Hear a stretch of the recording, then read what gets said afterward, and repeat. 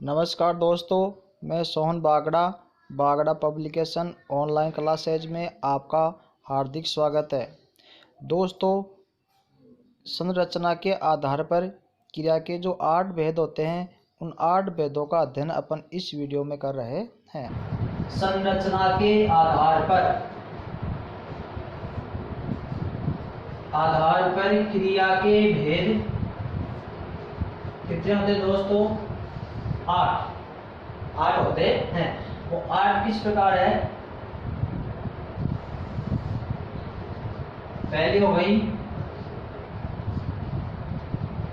प्रेरणार्थक क्रिया,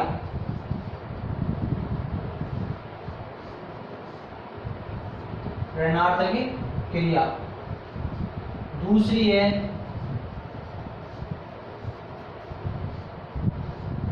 पूर्वकालिक क्रिया, तीसरी है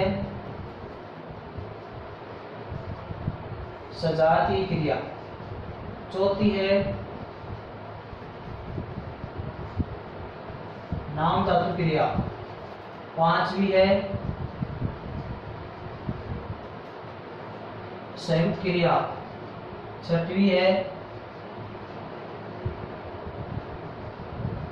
सहायक क्रिया। दोस्तों, सातवीं है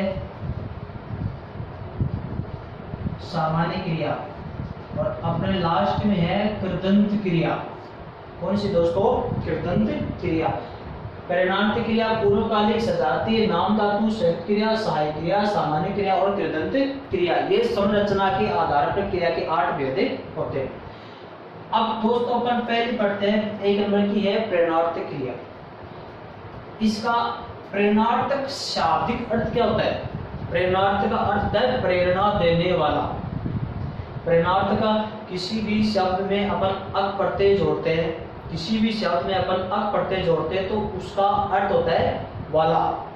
अक प्रत्यय का अर्थ होता है वाला, करने वाला। जैसे धावक, धाव धातु है, उसमें अक प्रत्यय जोड़ दिया तो धावक, दौड़ने वाला। अक प्रत्यय का अर्थ होता है वाला, करने वाला। तो प्रेरणा प्लस प्रेरणार्थ प्लस अक, प्रेरणा देने वाला। दोस्तों, इस क्रिया में कर्ता काम स्वयं नहीं करता है, किसी दूसरे को कार्य करने की प्रेरणा देता है।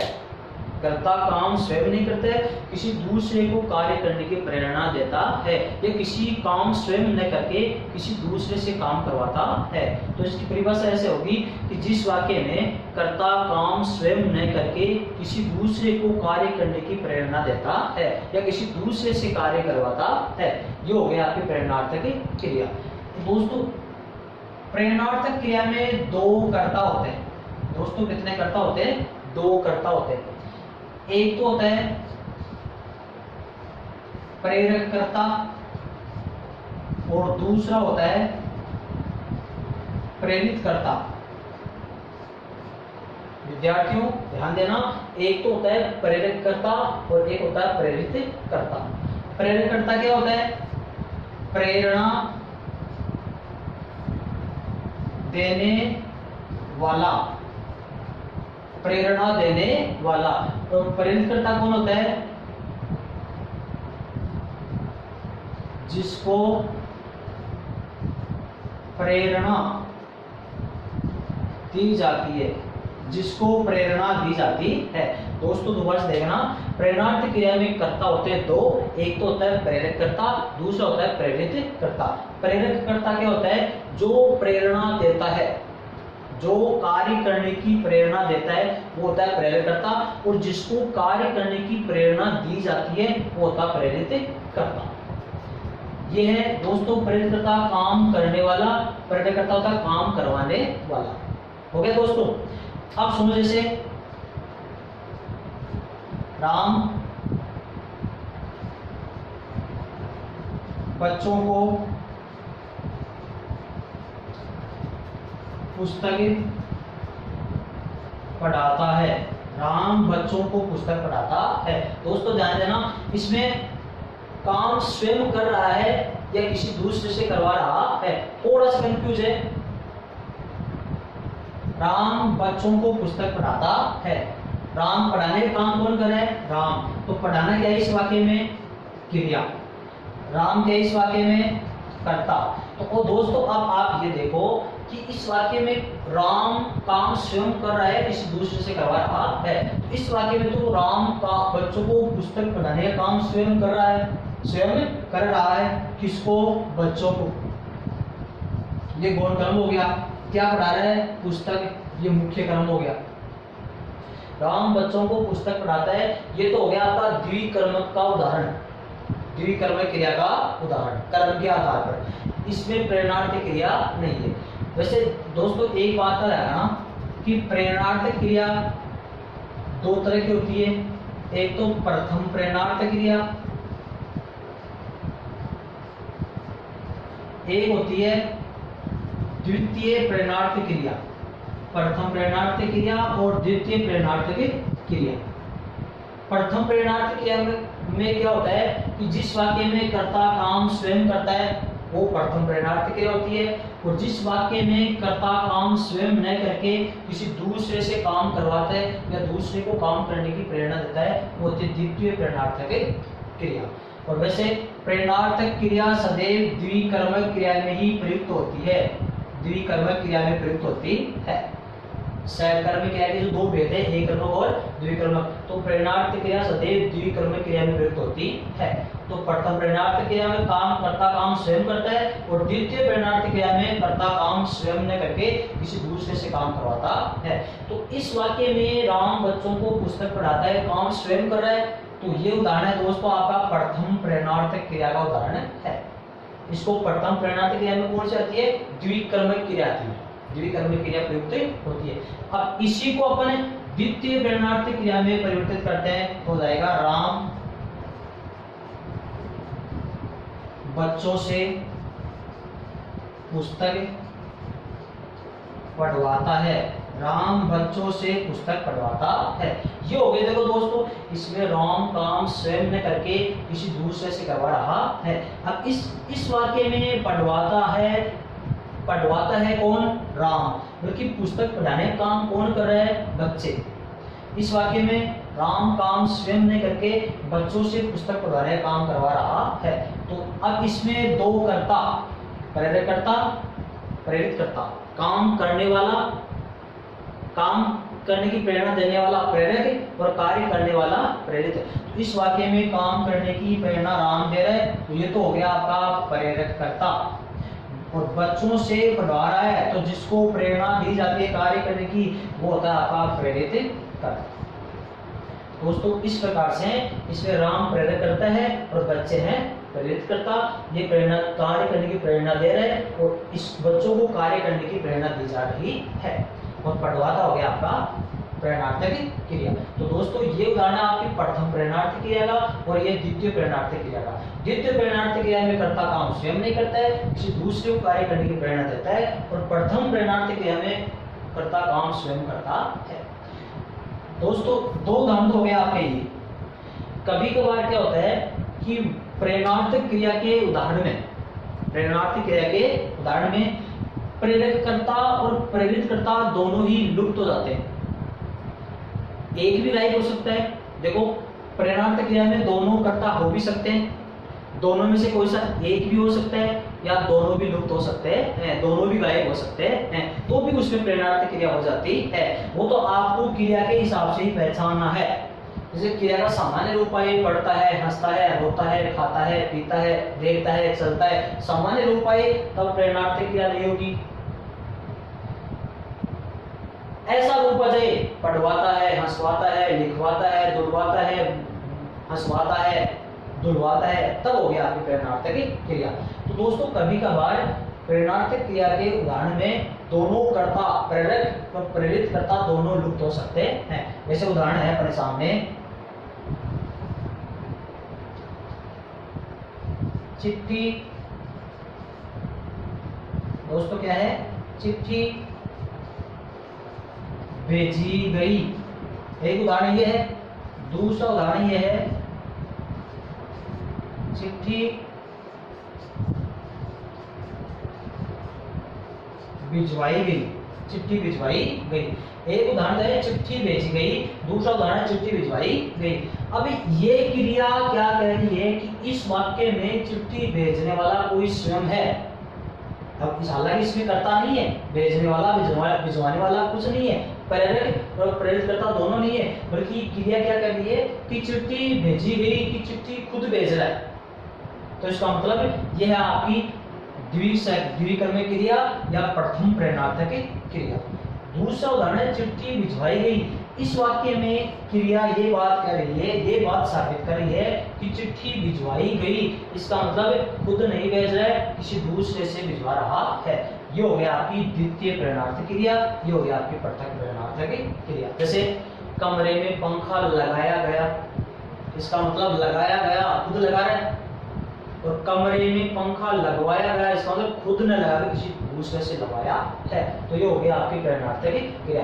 तो दोस्तों आपकी एक क्रिया पूर्ण होती है प्रेरणार्थक क्रिया। प्रेरणार्थक क्रिया में दो कर्ता होते हैं, प्रेरककर्ता, प्रेरितकर्ता। ये प्रेरणा देने वाला, ये जिसको प्रेरणा कार्य करने की प्रेरणा दी जाती है।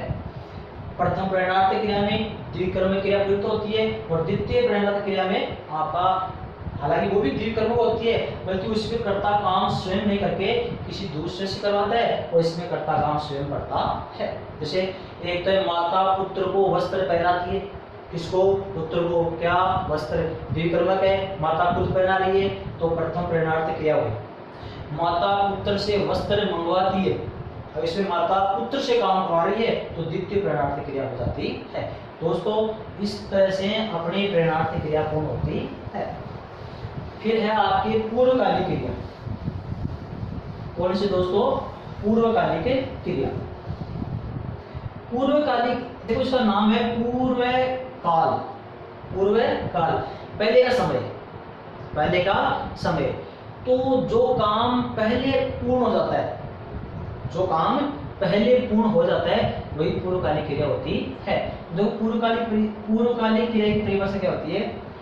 जिस वाक्य में एक कार्य संपन्न होने के बाद में दूसरा कार्य संपन्न होता है। जिस वाक्य में एक कार्य संपन्न होने के बाद में या एक क्रिया संपन्न होने के बाद में दूसरी क्रिया संपन्न होती है, तो पूर्व संपन्न होने वाली क्रिया ही पूर्वकालिक क्रिया कहलाती है। दोस्तों सीधा तरीका यह है, एक ही वाक्य में क्रिया भी दो, काम भी दो। एक काम पहले पूरा होगा, पूरा होने के बाद दूसरा काम शुरू होता है। तो जो काम पहले पूरा हो गया है वही आपकी पूर्वकालिक क्रिया कहलाएगी, बाद वाली क्रिया मुख्य क्रिया कहलाती है। तो दोस्तों जैसे अब इस पूर्वकालिक क्रिया में इसके साथ एक क्रिया और प्रयुक्त होती है जिसका नाम है तात्कालिक क्रिया। जिसका नाम है तात्कालिक क्रिया। ये पूर्वकालिक क्रिया का नाम नहीं है, न इसका भेद है, ये इसके साथ ही प्रयुक्त होती है। पूर्वकालिक और तात्कालिक दोनों समान है। तात्कालिक में भी होता है, पूर्वकालिक में भी होता है, बल्कि तात्कालिक में होता है तत्काल, एक काम पूरा होने के बाद दूसरा काम तुरंत पूरा होता है, और इसमें पता नहीं कुछ समय बाद में, थोड़े समय बाद में, घंटे, 2 घंटे, 10 दिन, महीने, 2 महीने, 6 महीने बाद में पूरा हो सकता है। पूर्वकालिक और तात्कालिक। पूर्वकालिक का मतलब होता है तात्कालिक में ही का प्रयोग होता है, और पूर्वकालिक में कर या करके का प्रयोग होता है। ये निश्चित समय का बोध कराती है, और ये अनिश्चित समय का बोध कराती है। निश्चित समय का बोध कराती है तात्कालिक क्रिया, और अनिश्चित समय का बोध कराती है पूर्वकालिक क्रिया। बल्कि ध्यान रखना, तात्कालिक क्रिया के अंत में ही का प्रयोग होता है, और पूर्वकालिक क्रिया के अंत में कर या करके का प्रयोग होता है। जैसे राम खाना खाकर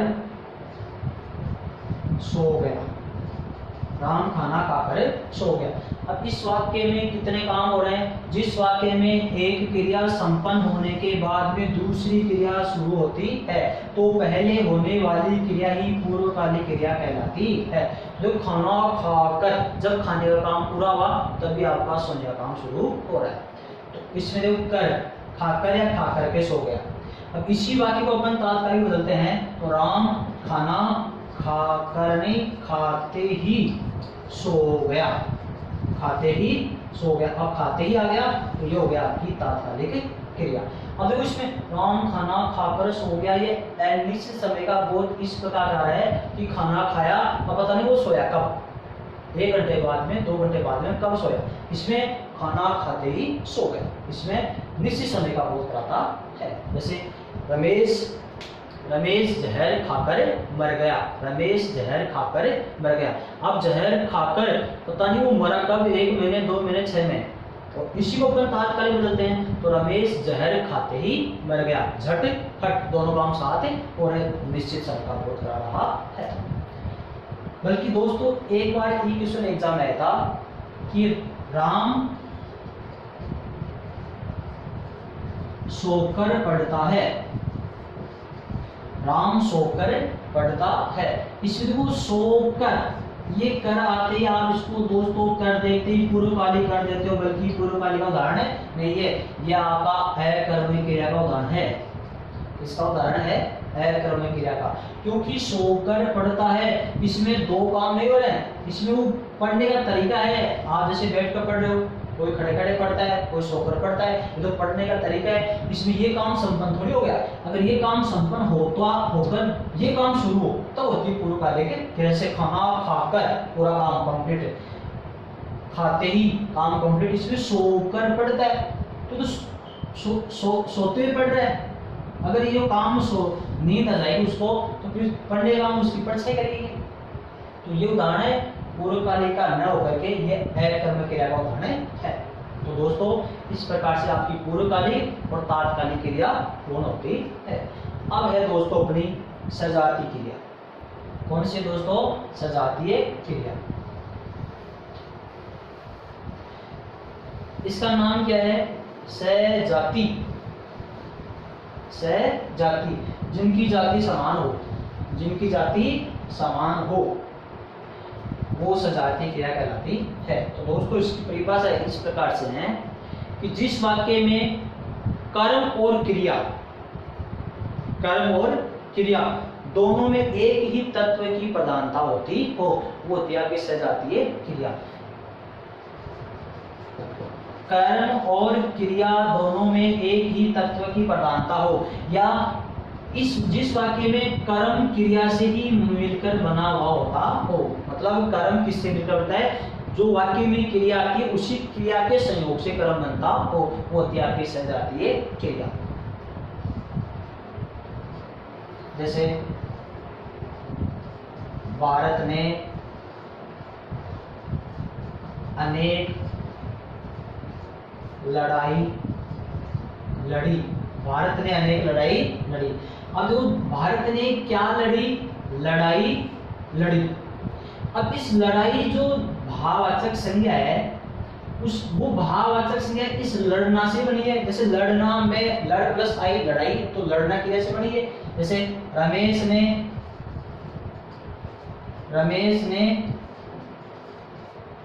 पढ़ाई पढ़ी। क्या पढ़ी? पढ़ाई। यहाँ पर क्या है? पढ़ना। पढ़ना में आई बढ़ते जोड़े में क्या बन गया? पढ़ाई। तो जो जिस वाक्य में कर्म उसी की वाक्य की क्रिया से मिलकर बनता हो वो था आपका सजातीय क्रिया। तो दोस्तों ध्यान रखना, सजातीय क्रिया किसे कहते हैं? जिस वाक्य के कर्म और क्रिया में दोनों में एक ही तत्व की प्रधानता हो, या कर्म उसी वाक्य की क्रिया के संयोग से मिलकर बनता हो, वो सजातीय क्रिया कहलाती है। बल्कि विशेष रूप से ध्यान रखना, सजातीय क्रिया का कर्म, सजातीय क्रिया का कर्म सदैव भाववाचक में ही प्रयुक्त होता है। क्या? भाववाचक में ही प्रयुक्त होता है। या ऐसे पूछ सकते हैं कि ए बी सी डी कौन सी क्रिया भाववाचक में प्रयुक्त होती है? कौन सी क्रिया भाववाचक में प्रयुक्त होती है? तो सजातीय क्रिया भाववाचक में प्रयुक्त होती है। जैसे पढ़ाई पढ़ी, हंसी हंसी, लड़ाई लड़ी, उतराई उतरी, घुमाव घूमना। अब तो घुमाव आ गया।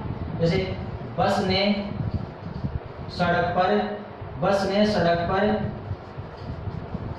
घुमाव घुमा। अब घूमना क्रिया है, उसमें अपने आव पढ़ते जोड़ दिया तो घुमाव बन गया, लेकिन फिर भी आव पढ़ते जोड़ने के बाद घुमाव भाववाचक बन रहा है। भाववाचक बन रहा है। तो सजातीय क्रिया सदैव भाववाचक में प्रयुक्त होती है। हंसी, हंसना, लड़ाई, लड़ना, खेल, खेलना, पढ़ाई, पढ़ना। अगर वाक्य ऐसा जाए जैसे राम क्रिकेट खेलता है, राम क्रिकेट खेलता है, तो इसमें सजातीय क्रिया नहीं है क्योंकि राम क्या खेलता है, क्रिकेट। अब क्रिकेट खेलने से थोड़ी बना है ना, वो तो कर्म है, वो धारणा आपकी एक कर्म क्रिया का। और बात ऐसे हो राम खेल खेलता है, तो क्या खेलता है, खेल। अब खेल खेलने से बना है, ये आपकी सजातीय क्रिया है। रमेश पुस्तक पढ़ता है, एक कर्म का उदाहरण है। रमेश पढ़ाई पढ़ता है, ये आपका सजातीय क्रिया का उदाहरण है। अब है दोस्तों नाम धातु क्रिया। कौन सी है, नाम धातु क्रिया। तो नाम प्लस धातु, नाम प्लस धातु, नाम से धातु बनाई जाती है। नाम धातु क्रिया स्वयं क्रिया नहीं होती है, ये तो नाम से शब्दों में प्रत्यय जोड़कर नाम धातु क्रिया बनाई जाती है। तो वे पद जिनमें वे क्रिया पद जो शब्दों में प्रत्यय जोड़कर बनाई जाती है वो नाम धातु क्रिया कहलाती है। जैसे नाम धातु क्रिया 3 प्रकार के शब्दों से बनती है, संज्ञा से, सर्वनाम से और विशेषण से। नाम धातु क्रिया 3 प्रकार के शब्दों से बनती है, ये सब नाम ही है। अब इन तीनों में क्या, प्लस प्रत्यय, प्लस प्रत्यय।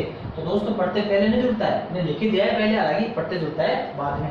इन तीनों में प्रत्यय जोड़ करके नाम धातु क्रिया बनाई जाती है। जैसे अपन संज्ञा शब्द लिखते हैं, झूठ, झूठ, लाज, सर्वनाम लिखते हैं अपन, अपना, विशेषण लिखते हैं, गरम, शरम, लात। ये सब क्या है, लात, झूठ, लाज, शरम, अपना, गरम। ये गरम विशेषण है, अपना सर्वनाम है, और ये 4 क्या चीज है, संज्ञा है। अब इनमें प्लस ना जोड़ देंगे अपन, प्लस ना। तो आपके वैसे ना या फिर आना जोड़ते अपन, ना या फिर आना, तो आपकी नाम धातु क्रिया बन जाती है। जैसे लात है, अब लात में अपन आना या ना प्रत्यय जोड़ते तो रहेगा आपका लतियाना। झूठ प्लस आना या ना, तो इसका क्या बन जाएगा, जुठलाना। लाज प्लस ना या आना क्या हो जाएगा, लज्जाना। शर्म प्लस आना में क्या बन जाएगा आपका, शर्माना। अपना प्लस आना में क्या बन जाएगा, अपनाना। और गरम प्लस आना से क्या बन जाएगा, गरम प्लस आना से क्या बन जाएगा, गरमाना। तो दोस्तों देखो, लतियाना, जुठलाना, लज्जाना, शर्माना, अपनाना, गरमाना। दोस्तों शर्म में रह सर रही था, बल्कि आना प्रत्यय जोड़ते शर्माना इसी तरह से होता है, जैसे गरम से गरमाना बन रहा है। अब ये हो गया आपकी नाम धातु क्रिया।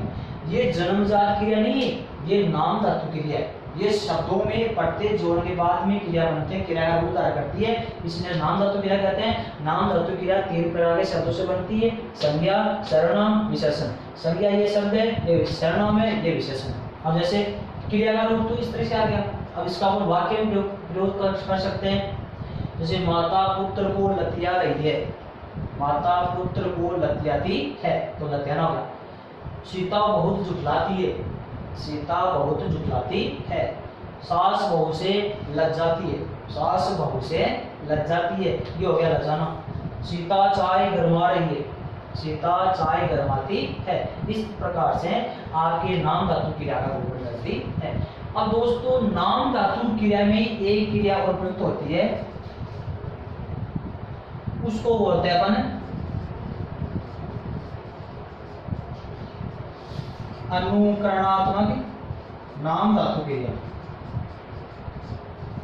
अनुकरणात्मक नाम धातु क्रिया है नाम धातु, उसमें अनुकरणात्मक नाम धातु क्रिया क्रिया है। इसके उदाहरण में थोड़ा सा अंतर है, हालांकि आना प्रत्यय तो लगेगा, क्योंकि उसमें थोड़ा अंतर है। जैसे नजर है, क्या है, नजर, नजर प्लस आना नजराना, नजर प्लस आना नजराना, ये तो नाम धातु है। बल्कि अनुकरणात्मक नाम धातु में क्या होता है कि किसी शब्द का अनुकरण होता है, एक ही शब्द की आवृत्ति हो, किसी शब्द का अनुकरण हो और फिर उसमें अपन आना प्रत्यय जोड़ने बाद में वो होती है अनुकरणात्मक नाम धातु क्रिया। जैसे टिमटिम,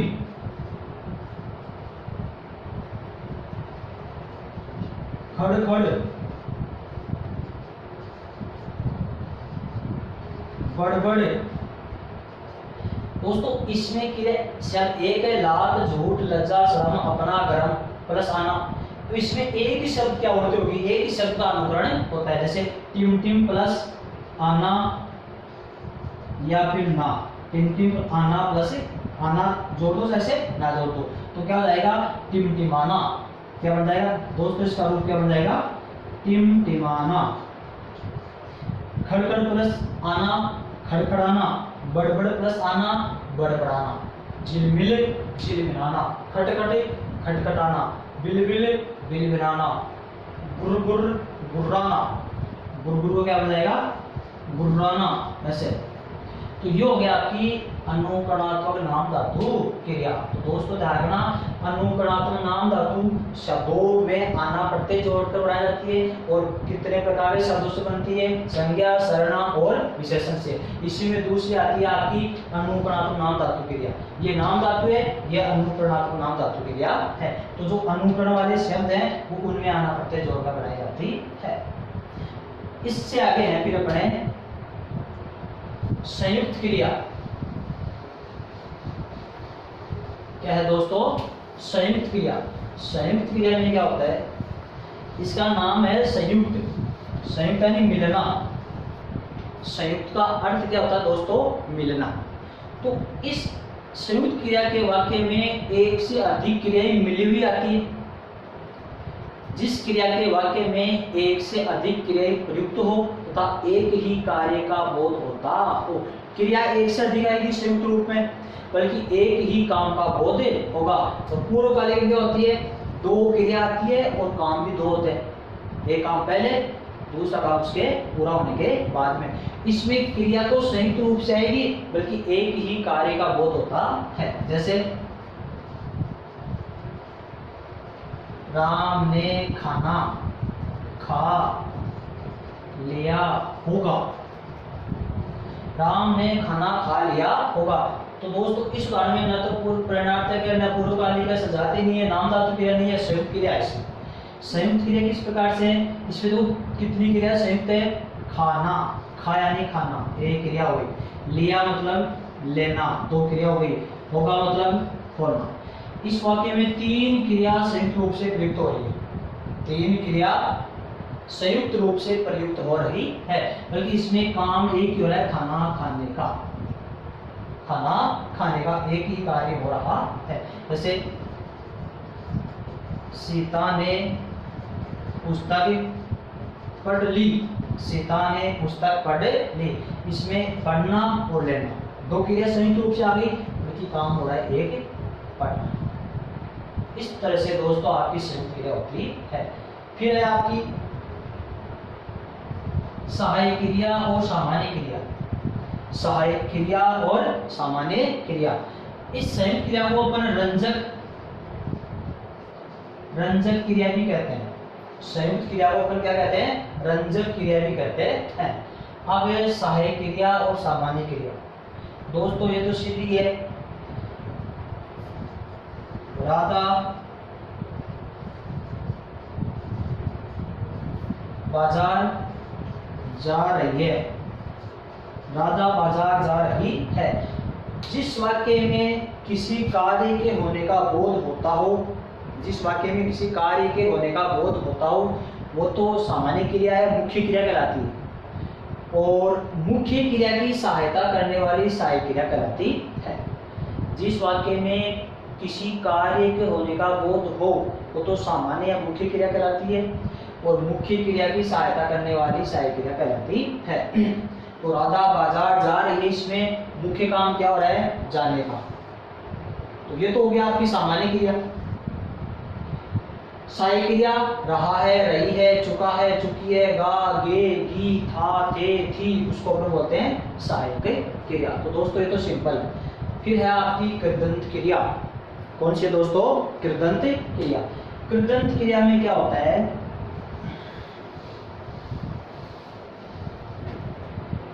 जिस क्रिया के अंत में ता प्रत्यय जोड़ने के बाद में, ता प्रत्यय जोड़ने के बाद में वो क्रिया का ही बोध कराती हो। क्रिया के अंत में ता प्रत्यय जोड़ने के बाद में भी वो क्रिया का ही बोध कराती हो, वो कृदंत क्रिया होती है। जैसे चलना क्रिया है, हंसना क्रिया है, रोना क्रिया है। अब अपन को इनमें ता प्रत्यय जोड़ना है, ता प्रत्यय जोड़ना है। क्या जोड़ना है, ता प्रत्यय। तो दोस्तों आप एक चीज का ध्यान रखना कि क्रिया में प्रत्यय जोड़ते समय क्रिया का जो मुख्य रूप है धातु, जिसको कहते हैं धातु, उसमें प्रत्यय जोड़ा जाता है। कभी क्रिया में प्रत्यय नहीं जोड़ता है। मतलब क्रिया में प्रत्यय जोड़ते समय क्रिया के अंत में जो ना आता है उस ना को हटाओ और फिर प्रत्यय जोड़ते हैं। जैसे पढ़ना क्रिया है, उसमें आई प्रत्यय जोड़ना है, तो पहले ना हटाओ, ना हटाते क्रिया का मूल रूप बच गया धातु, तो पढ़ प्लस आई पढ़ाई। तो क्रिया में प्रत्यय जोड़ते समय ना हटाओ, फिर बाद में तो प्रत्यय जोड़ना है। तो ये हो गया आपका चलता, ये हंसता, ये हो गया आपका रोता। चलता, रोता, पीता, खाता, हंसता, देखता, है ना, चलता, मरता, ये सब आपकी कृदंत क्रिया कहलाती है। दोस्तों अपनी संरचना के आधार पर क्रिया के जो 8 भेद होते हैं, क्रिया के जो 8 भेद होते हैं वो आपके पूर्ण हो कंप्लीट हो चुके हैं। अब दोस्तों आपके सामने एक प्रश्न ऐसा है, जैसे हंसना, हंसाना,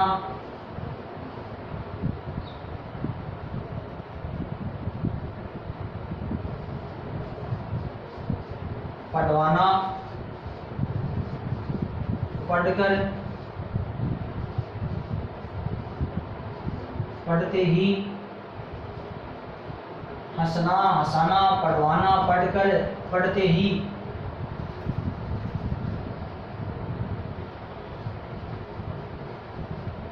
गरमाना और चलता। दोस्तों ये क्रिया है आपके सामने। जैसे ऑप्शन आ जाए आपसे A B C D E F G H, option आ गए। अब आपसे इससे पूछ रहे कि कौन सी अकर्मक क्रिया है, कौन सी अकर्मक क्रिया है। तो ये हंसना हो गया आपकी अकर्मक क्रिया। दोस्तों अकर्मक क्रिया तो ये भी चलता, मतलब इसमें चलता प्रत्यय जुड़ा हुआ है। क्रिया का मुख्य रूप होता है जिसके अंत में ना हो, वो मुख्य रूप होता है क्रिया का। तो हंसना ये हो गया आपकी अकर्मक क्रिया, हंसाना सकर्मक क्रिया, राम छात्रों को हंसा रहा है। पढ़वाना प्रेरणार्थ क्रिया, पढ़कर पूर्वकालीन क्रिया, पढ़ते ही तात्कालिक क्रिया, गरमाना नाम धातु क्रिया, कौन सी, नाम धातु, और चलता कृदंत क्रिया, कृदंत क्रिया। तो दोस्तों इस प्रकार से भी आप ध्यान रखना, कैसे भी प्रश्न पूछा जा सकता है। जैसे 4 ऑप्शन दे दिए ए बी सी डी, कौन सी पूर्वकालिक क्रिया है तो पढ़कर हो गया, कौन सी प्रेरणार्थ क्रिया है तो पढ़वाना हो गया, कौन सी अकर्मक क्रिया है तो हंसना हो गया। दोस्तों रचना के आधार पर, संरचना के आधार पर क्रिया के भेद 8 होते हैं, वो कौन होते हैं।